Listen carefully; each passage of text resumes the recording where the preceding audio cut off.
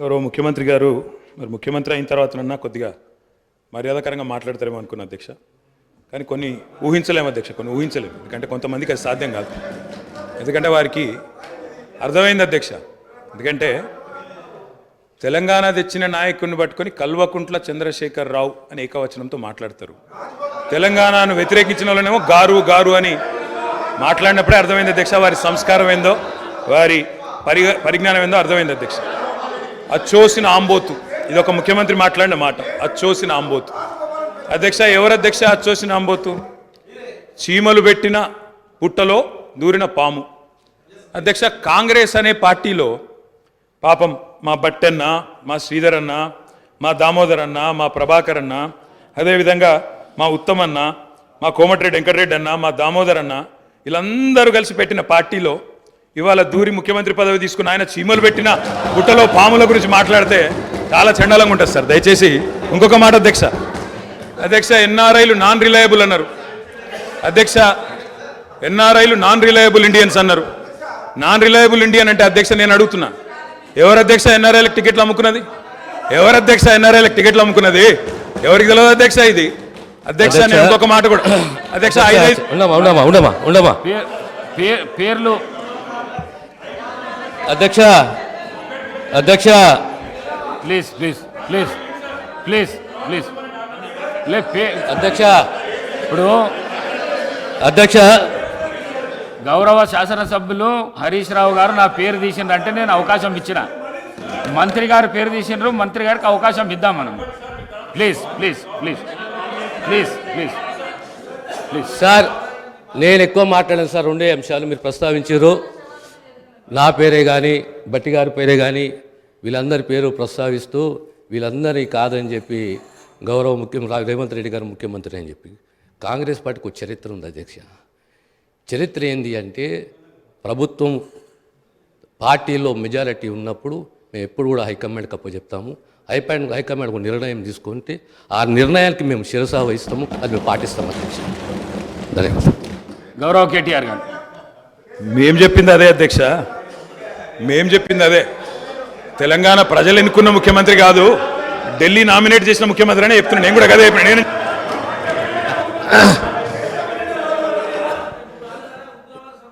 ఒక్క నిమిషం. ఈ సంప్రదాయం అనేది కొత్తది కాదు అధ్యక్ష. తెలంగాణ రాష్ట్ర ప్రజలు కూడా తెలుసు, కాంగ్రెస్లో ఈ సిస్టమ్ ఉన్నది, ఈ ఆనవాయితీ ఉన్నది. ఖచ్చితంగా కాంగ్రెస్ పార్టీ ఈ ఆనవాయితీ పాటిస్తుంది. ప్రతి ఒక్క శాసనసభ్యుడు కాంగ్రెస్ పార్టీ నుండి హైకమాండ్ని గౌరవిస్తాడు, హైకమాండ్ ఒక నిర్ణయాన్ని గౌరవిస్తున్న విషయాన్ని తమ ద్వారా గౌరవ సభ్యులు తెలియజేస్తున్నారు అధ్యక్ష. అధ్యక్ష అధ్యక్ష అధ్యక్ష నేను ఒక్కడిని మాట్లాడుతున్నాను ఇక్కడ నుంచి. ముఖ్యమంత్రి గారితో సహా 5 మంత్రులు ఇంటరప్ట్ చేస్తున్నారు. ఇదేం పద్ధతి అధ్యక్ష? ఇది అధ్యక్ష, ఇది మీరు నడపాలా, హౌస్ని మీరు నడపాలా అధ్యక్ష. వారు సార్ సార్ వినండి sir. In a democracy sir we have utmost respect for you. Prasad గారు, స్పీకర్ గారు, మీరంటే చాలా రెస్పెక్ట్ ఉంది అధ్యక్ష. అధ్యక్ష, the opposition in a democracy has its say and the government has its way. మేము మాట్లాడిన తర్వాత వాళ్ళకు పుష్కలంగా మైక్ ఇవ్వండి, గంటలు గంటలు మాట్లాడమని నేను వద్దనట్లేదు సార్.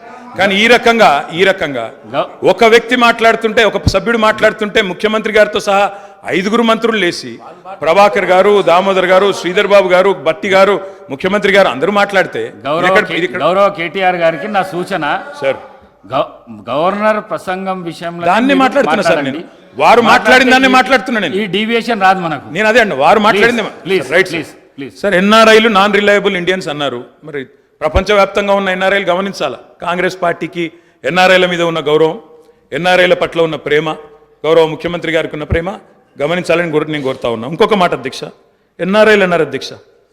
అధ్యక్ష, ఎవరు అధ్యక్ష? 100 కోట్ల మంది భారతీయులను కాదని బయట నుంచి తెచ్చుకున్న అధ్యక్షులు చేసుకుంది ఎవరు అధ్యక్ష?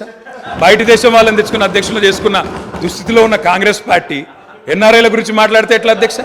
అధ్యక్ష, ఏదేమైనప్పటికీ అధ్యక్ష ఒక్కటి వాస్తవం, గత 10 ఏళ్లలో పాలమూరులో వలసలు బంద్ అయినాయి, వాళ్ళ పోతలు బంద్ అయినాయి.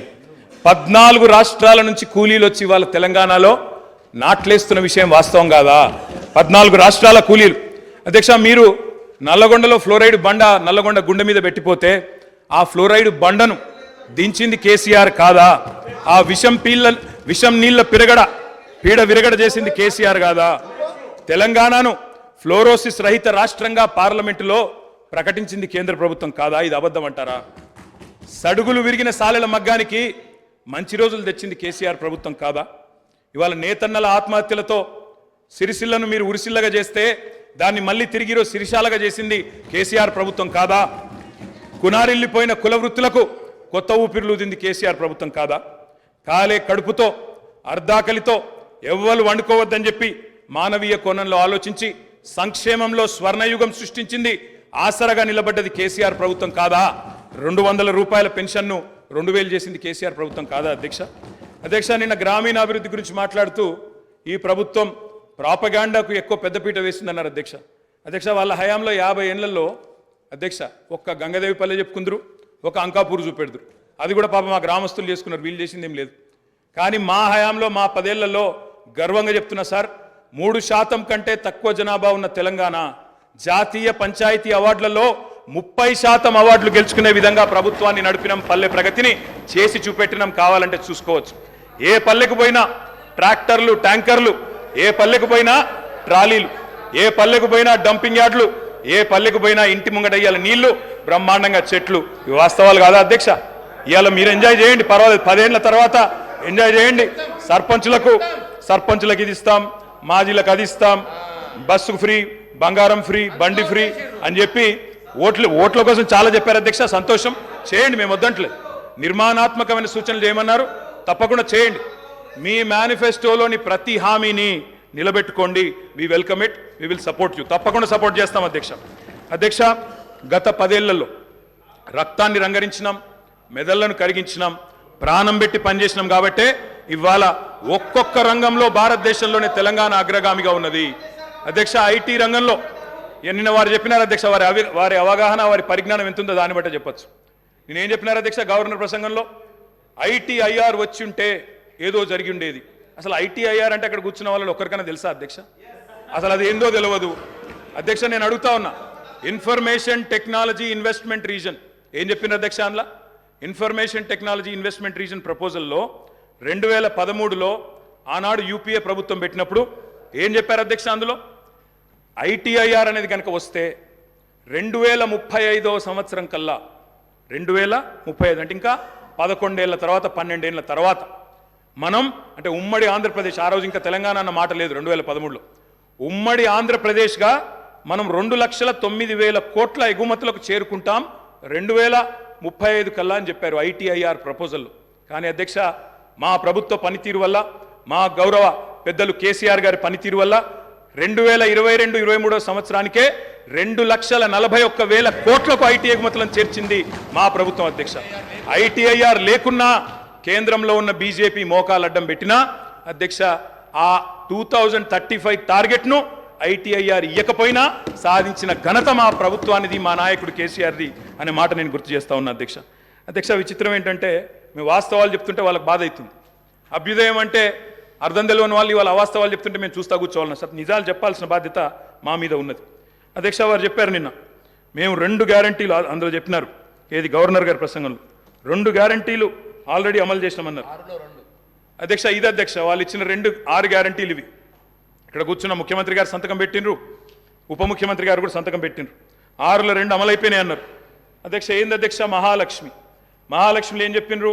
ప్రతి నెల మహిళలకు 2,500 రూపాయలు, 500 రూపాయలకే సిలిండరు, ఉచిత బస్సు ప్రయాణం. అదేవిధంగా చేయూత అని ఇంకోటి ఉంది అధ్యక్ష, 4,000 రూపాయలు నెలవారీ పెన్షన్. అదేవిధంగా 10 లక్షల రాజీవ్ ఆరోగ్యశ్రీ. బయటనేమో పోస్టర్లు వేసుకున్నారు, 2 రోజుల్లోనే 2 గ్యారంటీలు చేసినాం అధ్యక్ష. ఏం చేసింది అధ్యక్ష? మహాలక్ష్మిలో ఉచిత బస్సు ప్రయాణం అనేది అంటే 3వ వంతు, ఆ 3వ వంతు కూడా మొత్తం చేయలే. సూపర్ లగ్జరీ కూడా ఫ్రీ అని పెట్టిండ్రు ఇచ్చినప్పుడు గ్యారంటీ కార్డుల మీద.